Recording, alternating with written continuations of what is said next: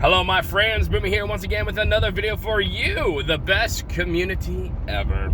That's right. Friends, this needs to be a quick one, but we need to talk about Blizzard Entertainment. Oh boy, have they shot themselves in both feet this time. If you're not familiar with what happened, a Hearthstone champion dude who's from, I believe, South Korea, or no, I'm sorry, from Hong Kong. And if you're not familiar with what's going on in Hong Kong at one point till the 90s, I believe, was a British province. Yes, province. And then they gave it to China because reasons. And, you know, China being communist bastards, as they are, has been trying slowly to integrate the Hong Kong people into their brand of communism. Which is always fun, right? Because as history has shown, that's always led to good things.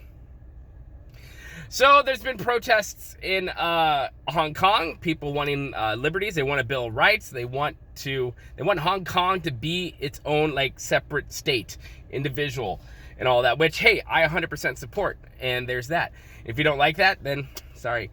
But so this Hearthstone guy won the championship. He did whatever, and then he showed his support for the Hong Kong people.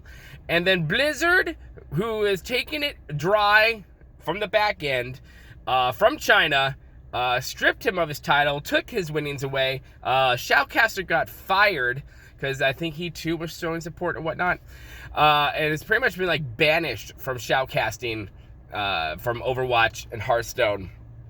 And so Blizzard, who has always spoken about being like, man, we are inclusive and we're all about everyone's, everyone has the right to say what they have to say, what they want to say, and express themselves. We're all for free speech.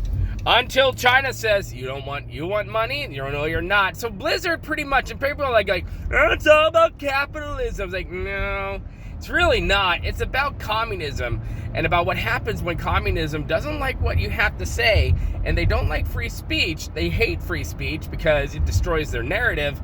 So Blizzard bent over backwards, took it up the butt dry from China, and pretty much gave in because China was dangling all this money over the head because, Diablo Immortal, which was a complete total failure at BlizzCon last year, that's where they're going to get a lot of the money from, is from the Chinese market. And so, they don't have to, but they did. They kowtowed and bent over backwards for China and pretty much went against their own mission statement. And Blizzard is getting a lot justifiable backlash to where there's another shoutcaster who quit. No, I'm sorry, another tournament guy. No, he's a shoutcaster. No, anyway, someone within that community has quit. A mod quit in one of the giant Blizzard Reddits. He quit because of this, and I'm sure there's more people going to do that as well. There's people at Blizzard themselves who have put paper over. There's a giant statue, and around the statue kind of has like their mission statement, and they put the paper over the mission statement part that's kind of like, hey, we're all about free expression, we're all about free this, and they put it over the paper signifying like, no, you're not. And so I've already seen and know some people who are like canceling their subs to Blizzard because of this. And I, for one, listen, I used to be the biggest proponent for Blizzard. I used to do podcasts for Blizzard, for World of Warcraft. And I drank the Kool-Aid. I used to be part of the crowd that said, there's no other game, nothing exists outside of Blizzard. No. And then I woke up and I had my own walkaway moment from Blizzard. And I'm glad I did. And though there are some times I feel nostalgic and want to go play around in Blizzard games again, with this type of crap that they've been pulling, especially this latest one, I am glad that I'm gone, and I will never return to Blizzard Entertainment for any of their stuff. I do have a friend of mine who does work for right now at Blizzard, who I reached out to. They're small in totem pole, no one big. It happens to be an ex-girlfriend of mine's husband, so there's that. Weird how that connection was made. But yeah, no, I reached out to them, said, hey, so what the heck's going on? He's like, yeah, I'm giving my 2 weeks notice soon. I'm like, yeah, I don't blame you. They don't want to be part of this type of culture. And believe me, my friend and I don't agree on a lot of things. But he's like, I just can't be a part of this type of culture when they pretty much go against their own mission statement, all for money. And it's not about capitalism. It isn't. I mean, if there is a small percentage of it, like, hey, a company needs to make money, but when a communist country is dangling these billions of dollars in front of you, and Blizzard knows that it's bad will happen if you don't get it, then Blizzard went to, decided to go against its entire founding and mission statement, just to bow down to their master.